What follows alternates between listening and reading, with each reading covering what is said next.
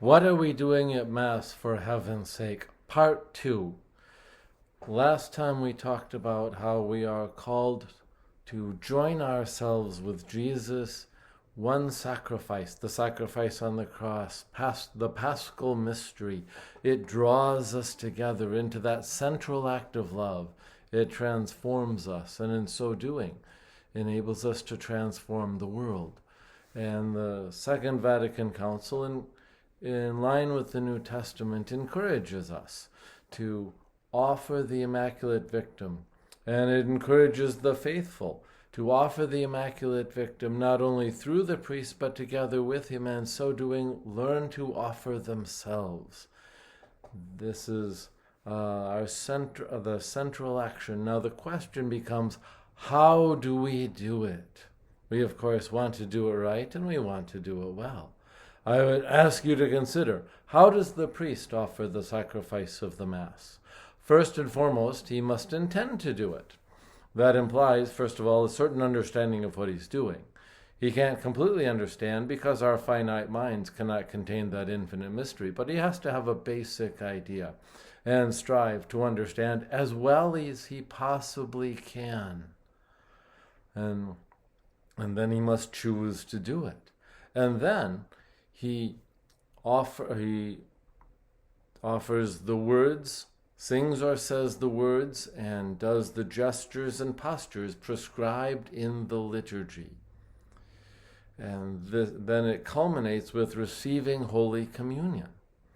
All those things together are the work he does at the liturgy, and in so doing he offers the sacrifice of the Mass. Consider people in general and the same principles. First, they must intend to offer the one sacrifice with Jesus, to make themselves one with the Paschal mystery.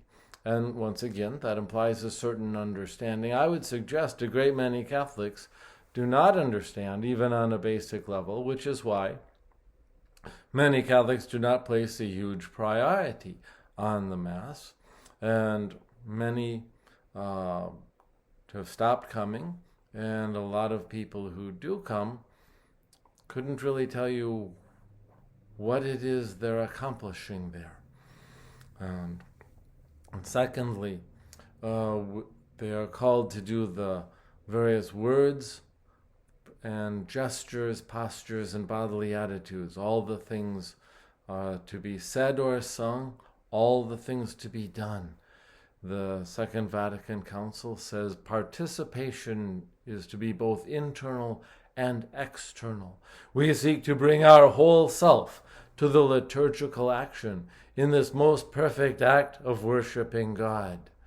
And we seek to do it with all our hearts. If we do it badly, if we do it in a lackadaisical manner, it is still real, it can still have power, but it will not be as fruitful.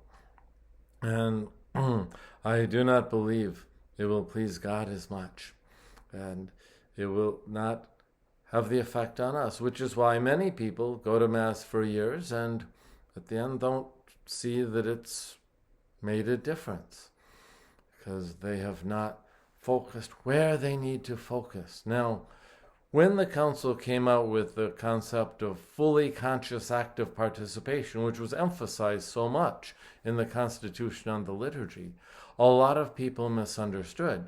And they thought, well, the more actions people do, the better, right? So they started adding a bunch of stuff.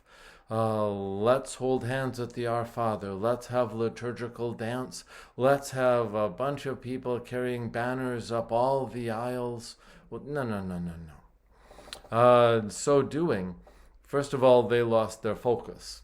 Second of all, they sort of send out the message that liturgy is like tofu, not interesting in and of itself, but only interesting in what we add to it.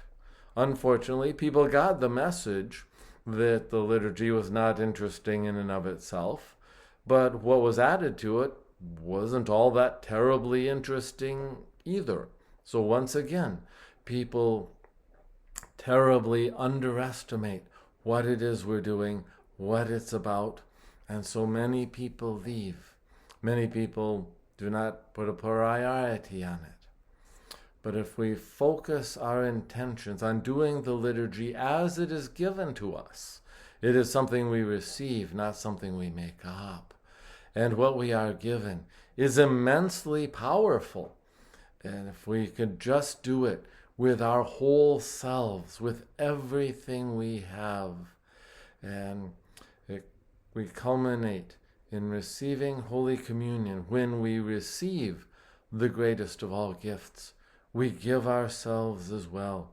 Our worship is imperfect. Our love is imperfect. But by God's grace, it comes to perfection in heaven.